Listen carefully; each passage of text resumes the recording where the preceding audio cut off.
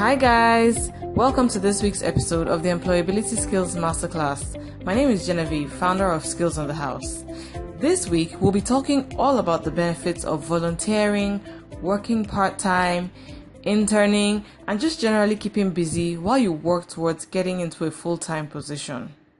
I find that a lot of job seekers don't really understand the dynamics of the job market and the importance of not staying idle while searching for a job. I really can't stress the importance of this enough. If you find yourself in a situation where you're out of a job, there are some things you can and should do to build your profile and develop your skills while you continue to apply and interview for full-time roles. If you can help it, you should never ever stay idle while trying to get a job.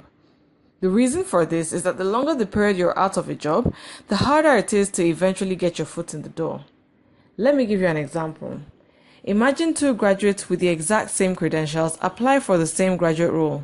One of them graduated 2 months ago, while the other one has been searching for a job for the past 2 years. Who do you think will have more difficulty getting a job? Yes, you guessed right. The guy who's been out of a job for the past 2 years. And the truth is that employers will put a question mark over the applicant who has been out of work for a long period of time.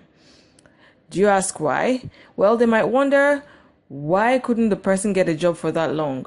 Does it mean that he or she performs badly at interviews? Or does it simply mean that they're just not as good as they say they are on their CV? Also, being out of work that long means that some of the person's skills are definitely rusty.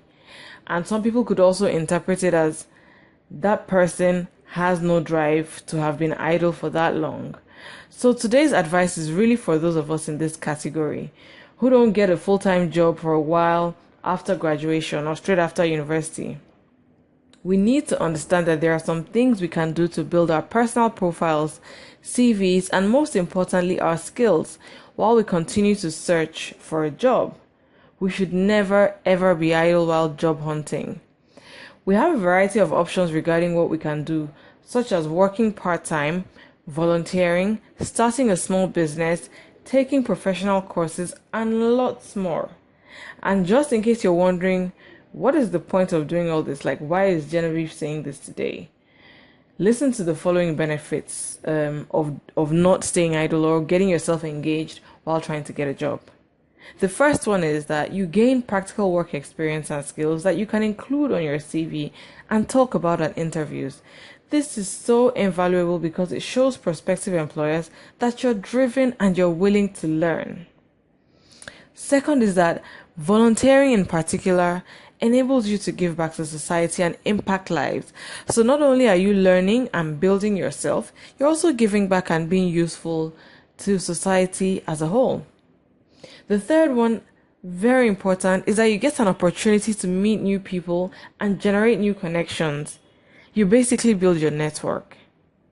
Another reason is that starting your own small business, for instance, shows that you have entrepreneurial skills, which are an asset to any company because it means you're capable of spotting gaps in the market and you have the confidence to take the necessary steps and action to fill that gap. It also shows a capacity for independent work and critical thinking. Honestly, the benefits are endless.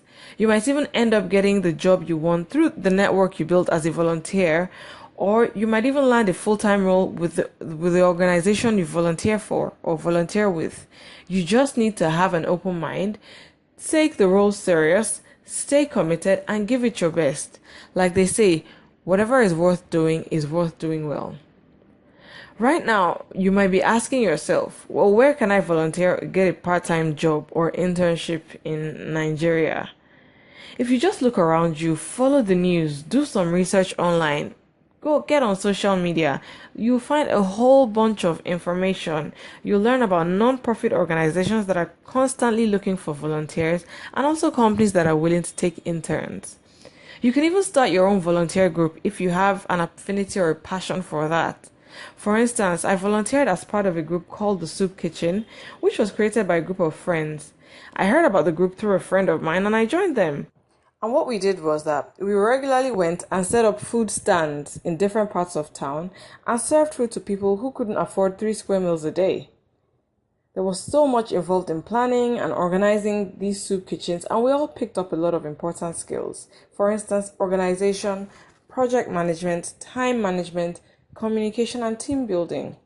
This was not only a fantastic learning experience for me personally, but it also provided an opportunity to discuss something a little bit different with hiring managers whenever I found myself in an interview. With regards to internships and volunteer roles with for-profit organizations or companies, I'll advise that you do your research and approach the companies that interest you. Be bold, be confident, ask questions regarding what opportunities and options they have available outside full-time roles. It's certainly not an easy task. I'm not saying it is. It's definitely not easy, and you will get some no's in the process, but it'll be well worth it in the end. Remember, like I said earlier, please be confident in everything you do and keep pushing forward regardless of how difficult or unproductive the whole job search process might seem. I really hope I've been able to get my point across, and I hope I've helped you see the importance of just getting something to do while you wait for a job, a full-time job. So that's it for this week. I really hope you enjoyed the video. If you did, please share it with anyone you think will find it useful. You can also subscribe to my YouTube channel and sign up on the website at www.skillsonthehouse.com in case you're not watching this video on the website. And if you sign up, you'll have the videos delivered straight into your inbox every single week. Thanks for watching, and see you again next week. Bye.